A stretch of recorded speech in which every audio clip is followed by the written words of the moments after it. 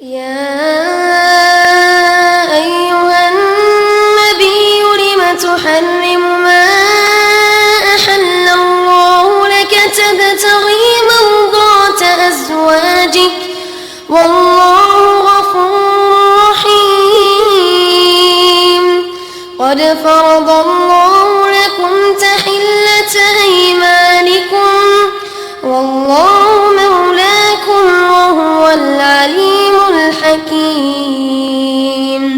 وإذ أسر النبي إلى بعض أزواجه حديثا فلما نبأت به وأظهره الله عليه عرف بعضا وأعرض عن بعض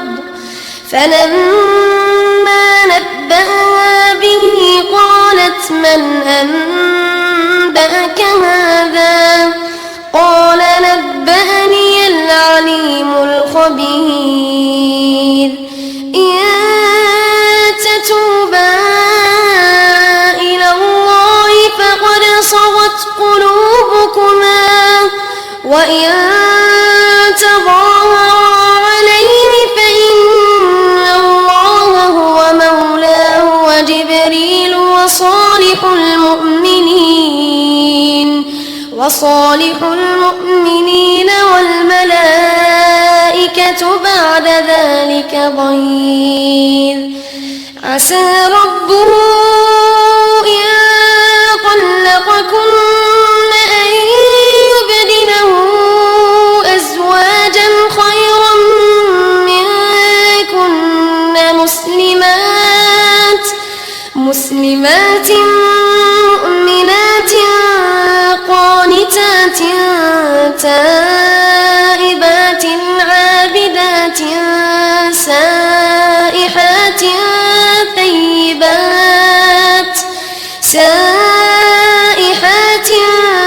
ثيبات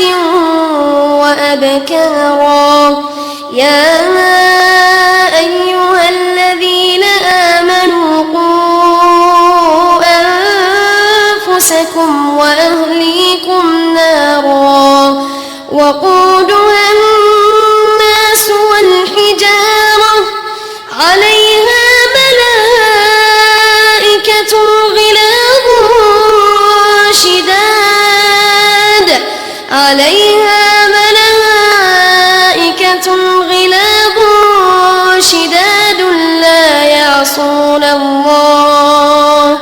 لا يعصون الله ما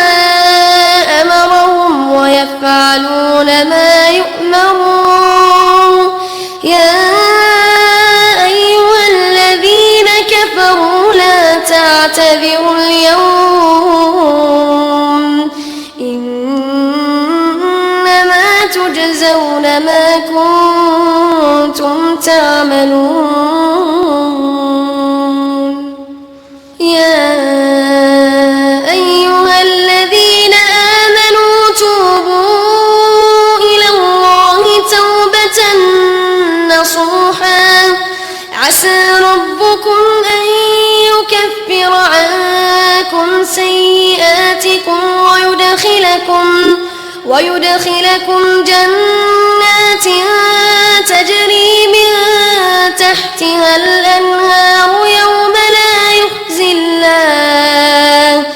يوم لا يخزي الله النبي والذين آمنوا معه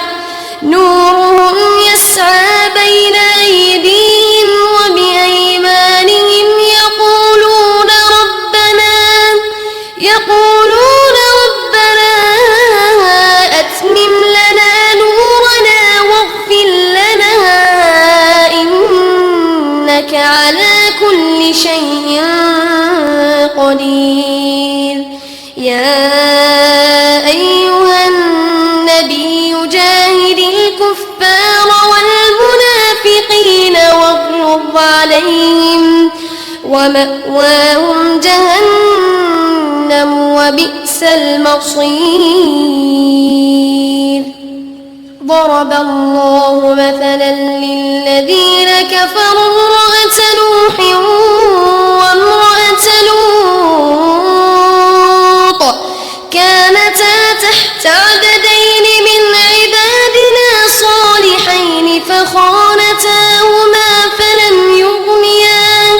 فلن يغنيا عنهما من الله شيئا وقيل ادخلا النار مع الداخلين. وضرب الله مثلا للذين آمنوا امرأة فرعون إذ قالت رب ابن لي عندك بيتا في الجنة ونجني من فرعون وعمله ونجني من القوم الظالمين. ومريم ابنة عمران التي أحصنت فرجها فنفخنا فيه من روحنا وصدقت بكلمات ربها وكتبه وكانت من القانتين.